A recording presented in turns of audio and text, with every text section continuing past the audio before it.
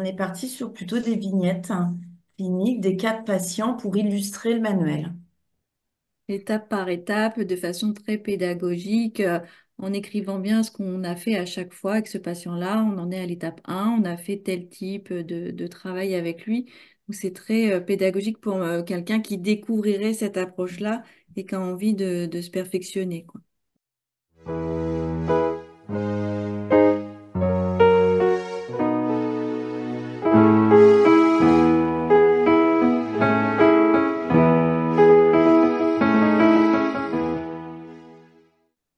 Bonjour à tous, bonjour Mathilde Lalubin et bonjour Adeline Stoker. Merci beaucoup d'avoir accepté de participer à notre événement. Donc l'événement, c'est la PTCCB qui organise le mois des femmes.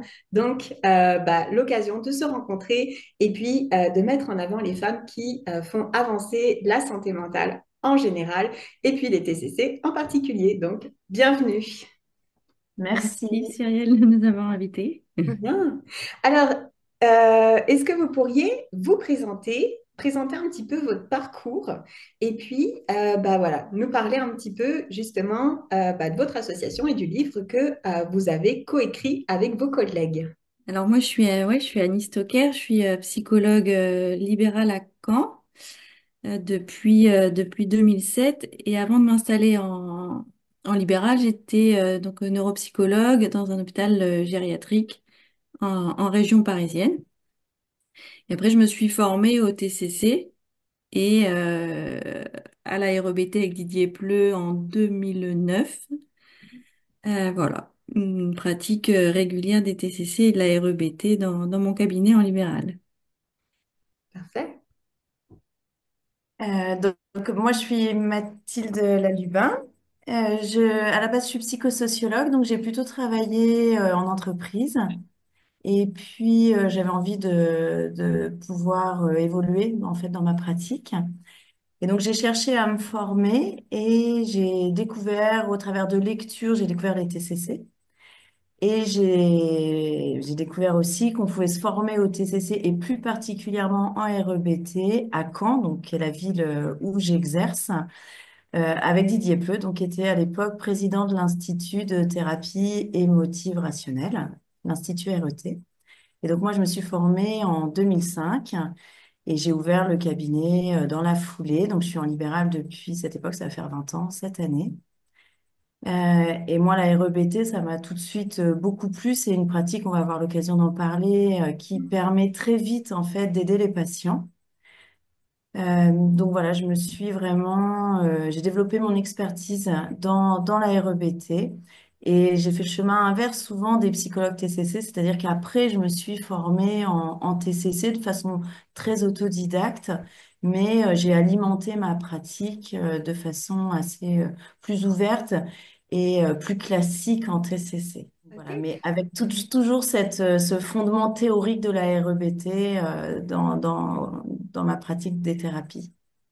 Ok, super. Alors justement, est-ce que pour nos auditeurs, auditrices qui peut-être connaissent pas, est-ce que vous pourriez nous parler un petit peu plus de ce qu'est la REBT et puis de en quoi ça consiste, voilà, en quelques mots. Donc la REBT, c'est vraiment une branche entière, enfin ça fait complètement partie des TCC. Pour les gens qui connaissent, je ne sais pas si les gens qui vont écouter un petit peu cet échange connaissent les TCC, mais on dit qu'il y a trois vagues dans les TCC. La première, c'est la vague des thérapies comportementales, qui a évolué en incluant tout ce qui est traitement de l'information avec la thérapie cognitive de Beck et la thérapie comportementale émotive rationnelle d'Albert Ellis. Et puis ensuite, on a donc la troisième vague avec d'autres pratiques. Et donc nous, on s'inscrit dans cette deuxième vague. Et le principe de la REBT, comme de la thérapie cognitive, c'est que ce qui fait qu'on a des émotions qui vont nous amener malheureusement à dysfonctionner, c'est les pensées. Et la différence entre, enfin, je vais simplifier, mais une Des des différences. différences entre Beck et Ellis, c'est que Beck va travailler vraiment sur les inférences, donc c'est-à-dire les interprétations qu'on va avoir de ce qu'on perçoit de la réalité. Là où avec Ellis et la REBT, on va essayer de trouver, au-delà des inférences, les croyances irrationnelles. Ce qui est vraiment spécifique à Ellie, c'est d'avoir amené la philosophie dans la psychologie et de chercher avec les patients quelle est leur philosophie de vie fondamentale qui fait qu'ils dysfonctionnent. Et ça, je trouve qu'on retrouve moins dans l'approche de Beck, où on va travailler plus au niveau des inférences, comme tu disais, de façon plus superficielle. Ouais.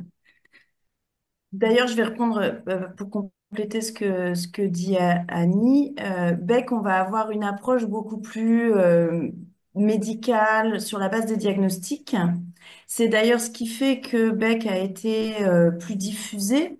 C'est que lui, sur la façon dont il a théorisé la thérapie cognitive, comme c'est un modèle beaucoup plus médical, il a fait aussi beaucoup plus d'évidence-based médecine et donc, beaucoup plus d'études, beaucoup plus de recherches, et ce qui a permis une plus grande diffusion. Comme Ellis, on était plus sur une pratique, et en effet, beaucoup issu de la philosophie, notamment stoïcienne, eh ben, il y a eu plus de praticiens et moins de chercheurs en REBT. Et donc, ça a fait aussi que ça a été moins diffusé au travers enfin, dans la TCC. Ok, et donc vous êtes toutes les deux membres de l'association justement de REBT. Alors, est-ce que vous pouvez nous en parler un petit peu justement de cette association? Ben, je peux peut-être commencer en tout cas là-dessus, Vas-y, puisque vas-y. moi, donc ayant été formée par Didier Pleu, j'ai en fait longtemps travaillé avec lui. Comme je disais, il était président de l'Institut RET, qui était affilié à l'Institut new-yorkais d'Albert Ellis. Et donc, le but, pendant au moins une dizaine d'années, j'ai travaillé avec lui à essayer vraiment de développer la REBT. Et lui œuvrait beaucoup, notamment à l'AFTCC, pour essayer de mieux diffuser la REBT. Parce qu'en fait, ce que j'expliquais sur le fait que la REBT soit moins diffusée, bah, ça s'est retrouvé aussi à la FTCC. Mhm. Et donc, pendant longtemps, les psychologues les psychiatres qui se formaient à la FTCC étaient formés plutôt en restructuration cognitive type Beck et pas tellement en REBT. Donc Didier Pleu, lui, a beaucoup œuvré à ça et moi, je me suis inscrite dans cette lignée. Et puis, bah, petit à petit, à force d'essayer de développer les choses, de mettre des choses en place, a émergé l'idée de créer cette association qui est assez récente, hein, puisqu'on l'a créée en juin 2023. Donc, voilà, c'est assez récent. Et donc, avec Annie, Romain Le Maréchal et Émeric Languerrand, donc on a créé cette association aussi parce qu'il y avait le livre qui était un peu en toile de fond. Et donc, on s'était dit que voilà, pour porter aussi le livre, eh ben, c'était bien qu'il y ait une existence et qu'on puisse créer cette association. Donc voilà, on s'est engagé là-dedans. Pour organiser aussi des actions de communication diffusées plus largement et à un niveau francophone. Donc associer aussi la Belgique, le Canada et diffuser le plus largement possible. C'était aussi l'objectif, quoi, d'organiser des actions en étant structuré au Mhm. niveau associatif avec le projet de l'ouvrage derrière, oui, en effet. D'accord. Eh bien, allons-y, justement, parlons de votre livre. Alors, donc livre qui est sorti tout récemment, puisque c'était fin de 2024.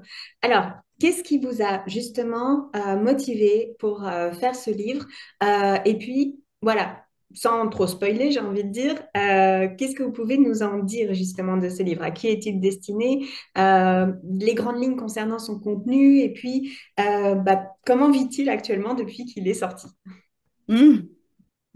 Il est sorti donc en fin octobre 2024.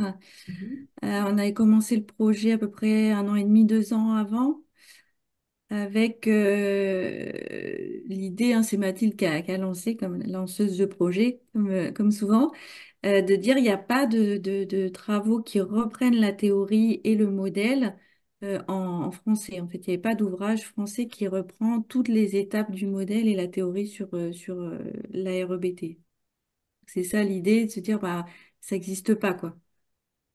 Ouais, complètement. En effet, merci Annie. Voilà, nous on est formés depuis longtemps. Mais en fait, on a alimenté notre pratique au travers d'ouvrages destinés aux patients. Alors, notamment avec Didier Pleu qui écrit beaucoup, donc voilà, ça a beaucoup alimenté notre pratique. Après, bah, évidemment, il y a Albert Ellis qui a été traduit en français, soit pour les patients, mais il y a aussi des ouvrages en français sur la thérapie émotivo-rationnelle, hein, c'est le titre du livre. Il y a Lucien Auger au Canada qui, lui, a beaucoup œuvré au développement de la REBT. Donc, il y a aussi des ouvrages en français de cet auteur. Mais c'est vrai que pour autant, il n'y avait pas de manuel qui permette de retrouver toutes les étapes, comme dit Annie, du modèle théorisé par Ellis et vraiment des étapes de la thérapie. Ça n'existait pas en français, ça existe en anglais. Il y a un guide des praticiens en anglais, mais voilà, on n'est pas forcément fluent, hein, donc ça manquait. Et je pense qu'on a voulu écrire quelque chose que nous, on aurait aimé avoir au début quand on s'est formé en thérapie comportementale et motive rationnelle. Ok, et donc du coup, c'est plutôt un livre qui pourrait être accessible justement à des néophytes, c'est-à-dire à des personnes qui sont voilà, psychologues, médecins, psychothérapeutes, et puis qui aimeraient justement découvrir la REBT, ou est-ce que c'est plutôt un livre qui s'adressera à des personnes qui connaissent déjà un petit peu, qui ont peut-être déjà des bases? Ben, moi, je crois que ça s'adresse à des néophytes. Alors, évidemment, il faut avoir une base quand même en psychologie. Oui.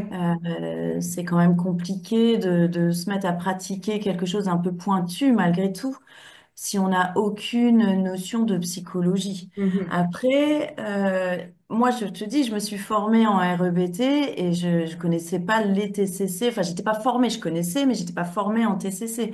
Donc, c'est quand même une pratique qu'on peut s'approprier, et j'espère grâce au manuel, sans pour autant être déjà formé en TCC.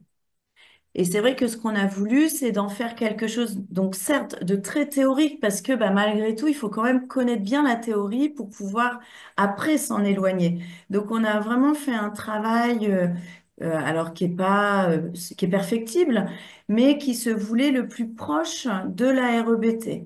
Même si pour rendre un peu le modèle développé par Ellis le plus pédagogique possible, il a fallu aussi qu'on fasse des choix dans l'écriture du livre. Et bon, bah voilà, après, nous, on a voulu faire en sorte que ça soit vraiment pédagogique, tout en respectant la théorie. Et dans ce manuel, il y a une partie théorique et une partie pratique. Mhm. Là, on est parti sur plutôt des vignettes, hein, cliniques, des cas de patients pour illustrer le manuel. Étape par étape, de façon très pédagogique, en écrivant bien ce qu'on a fait à chaque fois avec ce patient-là. On en est à l'étape 1, on a fait tel type de travail avec lui. Donc c'est très pédagogique pour quelqu'un qui découvrirait cette approche-là et qui a envie de se perfectionner, quoi. Mhm. Oui, alors justement, donc, moi, pour avoir eu le livre entre les mains, donc effectivement, je trouve que ça, c'est un point que, enfin, moi, il y a deux points que j'ai vraiment appréciés. Numéro un, c'est que vous prenez vraiment le temps, je trouve, tous les auteurs là, de réexpliquer les différents concepts et puis notamment, finalement, au niveau de l'analyse qu'on va faire de la situation, toutes les différentes lettres, parce que, voilà, il y a le ABC qu'on connaît bien, voilà, où on va regarder justement, finalement, tout ce qui va être les antécédents, tout ce qui va se passer au niveau comportemental, tout ce qui va se passer au niveau également des cognitions, des conséquences aussi que ça peut avoir. Mais finalement, les autres lettres, des fois, on a tendance justement à pas assez bien les considérer. Et je trouvais que ça, c'était bien justement que tout le monde reprenne le temps d'expliquer justement qu'est-ce qui se cache derrière chacune de ces lettres. Et pareil, oui, la partie justement vignette avec les exemples super concrets, ça, j'ai trouvé que c'était vraiment bien parce que sinon, on peut vite se dire, OK, j'ai compris la théorie, mais je sais pas qu'est-ce que j'en fais en Qu'est-ce fait. que j'en fais, ouais, c'est ça. Voilà. Donc oui, ça c'était plutôt, je trouve que c'était bienvenu justement ces différentes choses-là. Ok, donc super. Et là, depuis tantôt, en fait, on parle, il y a pas mal de noms qui ont été lancés. Donc il y a Elise, il y a Beck, tout ça. Et finalement, je me disais peut-être que ça pourrait être intéressant pour nos auditrices et nos auditeurs, si vous pouviez donner quelques compléments d'informations sur qu'est-ce qui distingue justement l'approche de Elise de l'approche de Beck. Et puis qu'est-ce qui fait un peu les particularités de chacune de ces approches. moi, je veux bien commencer. Il y a un point notamment qui diffère, c'est tout le travail sur les émotions. Si on prend chez Beck, on va travailler les émotions sur plutôt leur intensité. Hein, quand on fait les colonnes de Beck, on a ce tableau d'observation et ce tableau de travail sur les pensées automatiques et les pensées alternatives. Et on demande aux patients, OK, vous y croyez à combien? Et vous ressentez votre émotion à combien? Et le but du travail avec Beck, c'est que le fait de trouver une pensée alternative permette du coup d'avoir une émotion qui diminue d'intensité. Donc c'est vraiment un travail qui est fait sur la base des échelles sud où ben, on mesure l'intensité et on considère que le travail est réussi et abouti quand l'intensité de l'émotion a diminué. Là où chez Ellis, on va vraiment travailler différemment. C'est-à-dire que Ellis, lui, considérait que il n'y avait pas cette histoire d'intensité. Il y avait en fait deux catégories d'émotions. Il y avait les émotions, il y a les émotions saines, utiles, fonctionnelles, adaptatives, et les émotions malsaines, inutiles, dysfonctionnelles et non adaptatives. Et donc le but avec les patients, ça va pas être de diminuer l'émotion, mais de faire en sorte que leurs émotions leur permettent de mettre en place des actions qui les rapprochent de leurs objectifs de vie à long terme. C'est pour ça qu'on a parfois aussi des choses qui se rejoignent avec le travail sur les valeurs, même si chez nous, en REBT, on va appeler ça les objectifs de vie à long terme. Mais l'idée, c'est bien quand même que ces émotions soient fonctionnelles, qu'elles permettent au patient de fonctionner correctement dans le sens de ce qui est important pour lui. Donc ça, pour moi, c'est un point qui est vraiment différent entre Beck et Ellis et quelque chose dans lequel je me retrouve beaucoup parce que le but est d'apprendre aux patients à avoir un vocabulaire émotionnel beaucoup plus varié. Tu vois, on va pas travailler juste sur les émotions de base et puis à combien vous êtes. Le but, ça va être vraiment de varier tout ce vocabulaire émotionnel. Donc voilà, moi, ça, c'est une des différences qui fait que je préfère pratiquer la REBT. Mhm. Alors après, il y en a d'autres. Je sais pas si Annie, Ouais. tu... Bah, il y a le fait d'être plus aussi sur la recherche des croyances fondamentales et moins sur de la restructuration cognitive. Ou la recherche de pensées alternatives, qui serait donc plus dans le courant de Beck, où là, on va à travailler plus directement sur cette croyance-là, comment elle vous aide dans votre vie de tous les jours et comment est-ce que elle vous bloque aussi. Donc, je trouve qu'on est plus sur la recherche des exigences dogmatiques, du travail autour des valeurs fondamentales, différents types de croyances irrationnelles dérivées. Chez Beck, en effet, on travaille donc sur les inférences et les distorsions cognitives. Mais Beck, en fait, lui, dans son modèle, il n'y a pas que ça. C'est-à-dire que il y a les pensées automatiques, les inférences et les distorsions cognitives. Tu as ensuite les croyances intermédiaires et les croyances fondamentales. Et en fait, Beck, lui, considère que si on travaille sur les inférences, le patient va être très rapidement soulagé, ce qui est vrai. C'est pour ça que ça fonctionne très bien, Beck. C'est pas, je veux dire, enfin, je vais pas me permettre de discuter ça. Mais lui considère qu'une fois qu'on a travaillé ça, souvent ça suffit. Ça suffit. Et donc, il n'y a pas forcément ce travail qui va jusqu'aux croyances fondamentales. C'est pas toujours nécessaire. Et Ellis, lui, pose les choses différemment et considère que, en fait, OK, on va peut-être soulager le patient parce que il va être capable de corriger ses distorsions cognitives, ses erreurs de raisonnement, mais finalement, il sera toujours pas capable de faire face au pire.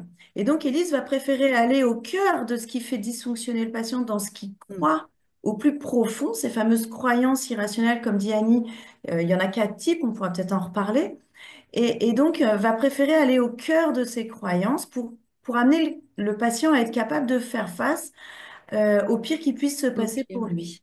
Mm. Ouais. Alors justement, est-ce qu'on pourrait parler de ces quatre formes de croyances, justement? Donc, il y a la croyance fondamentale, la croyance dogmatique avec ces exigences. Je dois être le meilleur, par exemple. Mhm. Les croyances dérivées qui sont sur si je ne suis pas le meilleur, ça veut dire que je suis nul. Donc, ça découle de cette exigence. La croyance autour de l'intolérance à la frustration. Je ne pourrais pas supporter si ceci m'arrive, par exemple. Et puis tout ce qui est autour de la catastrophisation. Ce serait vraiment terrible si je suis pas écoutée lors de cette réunion. Donc voilà les quatre croyances, l'exigence dogmatique et les trois dérivés autour de la catastrophisation, de la valeur humaine et de la tolérance à la frustration. Mhm. Justement, je pense que c'est une des forces aussi du modèle d'Hélice et qu'on retrouve moins en fait dans l'approche de Beck. C'est ce que décrit Annie Mhm. dans ses quatre croyances irrationnelles. En fait, il y en a une vraiment qui est assez spécifique et qui a été vraiment développée par Albert Ellis, qui est l'intolérance à la frustration. Et ça, c'est quelque chose sur lequel nous, on s'est vraiment bien travaillé, les thérapeutes formés en REBT. C'est de pouvoir justement développer notre capacité à faire face à l'adversité et à développer une forme de confiance dans le fait on va pouvoir faire face. Non, c'est pas insupportable, on peut faire face. Et ça, c'est vraiment quelque chose de très spécifique et je trouve qui apporte quelque chose. Et les patients, ça leur parle beaucoup. D'abord parce que c'est humain, hein, c'est-à-dire que tous on préfère quand tout va bien, mais questionner notre capacité à faire face à cette adversité, parce que la vie se passe pas forcément comme on pense qu'elle devrait se passer. Et là, on retrouve l'exigence un peu dogmatique. Les choses, mais nous-mêmes, on se comporte pas toujours comme on voudrait, comme on pense qu'on devrait se comporter. Et ça, c'est des choses qu'il faut pouvoir tolérer, en fait, et échanger là-dessus, questionner ses capacités. Ça, c'est vraiment quelque chose de très spécifique à la REBT. Mhm. Ok, alors là, je pense que ça va parler certainement à des tas de, à des tas de personnes. Alors, notamment parce qu'effectivement, l'intolérance à la frustration, oui, ça nous concerne, je pense, tous dans, voilà, à divers degrés, même par rapport justement à la question de, voilà, nos croyances sur ce que devrait être le monde et comment on devrait être nous. Je pense que ça va faire écho à beaucoup de monde, notamment par rapport à ce qui se passe, je dirais, au niveau international, où il y a beaucoup de personnes justement qui sont dans cette position ou dans cette pensée de le monde n'est pas exactement comme je pense qu'il devrait être ou comme j'aurais espéré qu'il soit Mm. et qui peuvent avoir du mal à s'ajuster justement par rapport à ce genre de choses. Hein. Complètement, complètement. C'est en ça, moi, que je trouve que la REBT, c'est très actuel.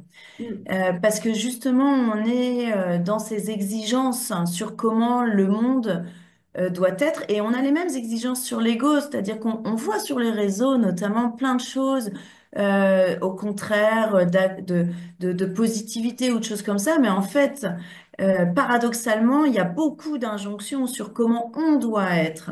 mm, Et donc, pouvoir travailler ces exigences, oui, je pense que c'est ce qui permet d'amener beaucoup plus de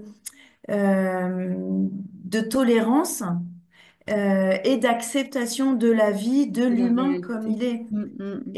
Et c'est pour ça qu'Annie présentait la REBT comme une approche très philosophique. Et c'est vrai qu'on l'entend derrière, c'est-à-dire que le but est vraiment de pouvoir être dans des fonctionnements sains qui amènent à avoir une philosophie de vie qui permettent d'être en bonne santé. Et la bonne santé, c'est être bien soi avec les autres. Et je mhm, trouve que ça appuie vraiment ça, la REBT. Mm. Tout ce qui est autour de l'acceptation inconditionnelle de soi, des autres et de la réalité. Donc les croyances, en général, on les travaille sur ces trois axes-là aussi. Et mhm, ça, c'est vrai que le fait dans le livre, c'est bien réexpliqué de façon structurée sur quoi on travaille avec les patients et on peut très bien leur expliquer le modèle. On va chercher ça ensemble. Et c'est très didactique comme approche. On explique tout au patient, ce qu'on est en train de chercher, sur quoi on travaille avec lui, comment ça va l'aider à justement se sentir mieux, aller mieux et se comporter mieux dans sa vie de tous les jours avec son entourage. Et ça ne veut mhm, pas dire tout accepter béatement, ça veut dire l'accepter fondamentalement. L'autre est comme ceci. Comment je vais faire pour vivre avec cette personne-là, travailler avec cette personne-là. Et on part de leur situation concrète aujourd'hui au travail, comment ça s'est passé avec votre collègue, comment vous auriez aimé qu'il soit, etc. Et comme il est comme ça, comment on peut faire? Donc après, Mhm. on va vraiment sur le comportement dans la vie de tous les jours, comment vous pouvez l'ajuster. Aujourd'hui, qu'est-ce qui fait que vous allez être plus efficient au travail ou avec votre famille? Ok. Et alors, puis, on parlait du coup des projets que vous aviez portés, donc on a parlé du livre. Et justement, quels sont les autres projets là que porte l'association francophone, je dirais à court ou à moyen terme là actuellement? Là, tu nous posais la question des différences entre Beck et Ellis, de ce qui les distinguait. Donc, c'est le thème du prochain webinaire qu'on organise, Ok. qui aura lieu ouais, le 31 mars. Voilà, on est en train d'organiser ça. Enfin, c'est déjà bien organisé, hein. On a lancé des inscriptions, donc voilà, on a ce projet-là. C'est gratuit, c'est accessible avec un lien de connexion qu'on peut transmettre aux personnes qui seraient intéressées Bah oui, pour volontiers. venir assister à cette conférence. Ouais. Mais oui, bah avec plaisir. Je pense que ça intéressera du monde, justement. Et vous avez, alors là, donc on se note dans nos agendas le 31 mars, du coup. Vous avez d'autres projets encore pour le moment, si vous êtes autorisé à en parler, évidemment, parce que si c'est secret, vous avez le droit de dire non, c'est secret. Je pense pas que ce soit secret, Annie. Un prochain projet aussi qu'on a de conférence, c'est Émeric Mhm. Languerrand qui organise ça à Sainte-Anne. Il y a tout un Mhm. cycle hein, de conférences. C'est le 12 mai, c'est autour du livre Mhm. et on sera tous les quatre à présenter une partie qui représente le livre. Et l'après-midi, on aura des ateliers pour justement pouvoir faire une sorte de sensibilisation à la REBT. D'accord. Et donc, par contre, il faut se déplacer sur Paris. C'est à Paris, ouais, c'est pour les thérapeutes, c'est ouvert aux psychologues ou aux psychiatres. En revanche, je ne sais pas ce qu'il en sera. Peut-être que ce sera accessible avec un lien pour que les gens puissent le revisionner. D'accord, ok. Donc, pareil, parfait. Ça va être des choses qui vont être notées dans les agendas de chacun et chacune. Alors là, on a noté les différents points dans les agendas là, pour tout ce qui concerne la REBT. Mais je crois que vous ne faites pas que ça. Voilà. Enfin, en tout cas, à titre plus individuel, justement, quels sont vos projets, soit qui viennent de sortir, soit les futurs? Donc, justement, dans l'actualité en fin d'année, j'ai eu la chance de pouvoir sortir un ouvrage, petit bébé, Ok. sur la maladie d'Alzheimer qui s'adresse plus particulièrement aux aidants familiaux, mais les professionnels peuvent aussi en tirer un bénéfice. Et si vous l'avez lu toutes les deux, vous avez dû remarquer qu'il y avait donc l'apport des TCC qui était assez marqué dans cet ouvrage, hein, avec l'explication du travail sur les comportements, sur les émotions, sur les croyances irrationnelles. Et ce qu'on m'a signalé aussi, c'est que il y avait cette approche de l'acceptation inconditionnelle, justement, l'acceptation inconditionnelle de la maladie de son proche et de d'être dans une situation justement forcément frustrante parce que on ne peut plus profiter complètement de sa vie et on ne peut plus profiter ou aider complètement son proche au détriment de ses propres besoins. Donc là, j'avais voulu aussi dans cet ouvrage pas seulement montrer cette approche-là, mais en faire bénéficier les lecteurs de façon plus ou moins implicite, mais de cette inspiration-là, quoi. Voilà. Ouais. Ok, alors moi pour le coup, pour l'avoir lu, effectivement, je trouve que c'est super vivant parce que ça se passe sous la forme, un peu comme une petite pièce de théâtre finalement. C'est Et ça, ouais. ouais, il y a une belle alternance, je trouve, entre les parties finalement échange libre dans l'atelier avec les participants et la partie justement plus entre guillemets théorique, Mhm. voilà, qu'on peut s'approprier ou qu'on peut lire. Et surtout, moi, le sentiment que j'ai eu, c'est que finalement, ça pouvait justement être lu pour le coup par des non-psy, justement. Oui, oui. Ce qui est plutôt pas mal et qui est assez peu fréquent. Donc, c'est pour ça que je me permets de le signaler aussi, quoi. Les retours, c'est ça que les non-psy, les aidants particulièrement, vont pas voir forcément qu'il y a cette approche des TCC, mais les psychologues qui le lisent hein, vont voir tout de suite derrière qu'il y a cette inspiration-là et que c'est pas juste un groupe de parole où les gens viennent parler. Il y a le thérapeute qui drive dans le sens des thérapies cognitives et comportementales. Voilà. Parfait. Est-ce que vous aviez d'autres, sinon pareil, d'autres projets individuels, tout ça, soit passé, soit courant, soit à venir? Moi, personnellement, non. Je suis assez investie. Ça demande pas mal de temps quand même, l'association. Moi, je suis présidente de l'association. Donc voilà, ça me prend assez de temps. Ça me passionne de toute façon. Évidemment, dans l'avenir, j'aimerais un jour pouvoir continuer d'écrire. Donc voilà, j'ai toujours ça dans un coin de ma tête. Mais c'est vrai que le développement de la REBT, ça fait ouais, depuis que je me suis formée que j'œuvre à ça. Voilà, je continue sur cette voie-là. Avec l'organisation de formation, hein, 1 à 2 fois Ouais, par an sur d'accord. la REBT avec Romain et Mathilde. C'est Et, vrai. et donc, les Ah, prochaines formations, parce que là, on avait parlé webinaire, on avait parlé de Sainte-Anne, mais les prochaines formations, du coup, vous avez déjà des dates ou pas encore? Oui, là, on fait un niveau 1 en mars, donc Mhm. 21, 22, 23 mars, je crois, si je dis pas de bêtises, et niveau 2 en juin. D'accord. Alors, moi, de mon côté, voilà, j'ai pu explorer les différents points que j'avais envie d'explorer avec vous. Bah, déjà, je tiens à vous remercier d'avoir répondu à toutes mes questions. Voilà, donc voilà, c'était vraiment un plaisir. Et puis, j'espère surtout que ça aura intrigué, j'ai envie de dire, que ça aura donné envie aux gens d'en apprendre plus.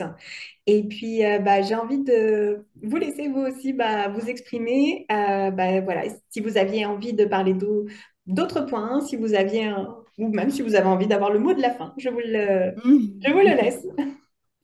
bah, Bah, moi, merci dans la beaucoup. continuité de ce que tu viens de dire, j'espère qu'en effet, les gens vont avoir envie peut-être de découvrir davantage la REBT, la thérapie comportementale émotive rationnelle.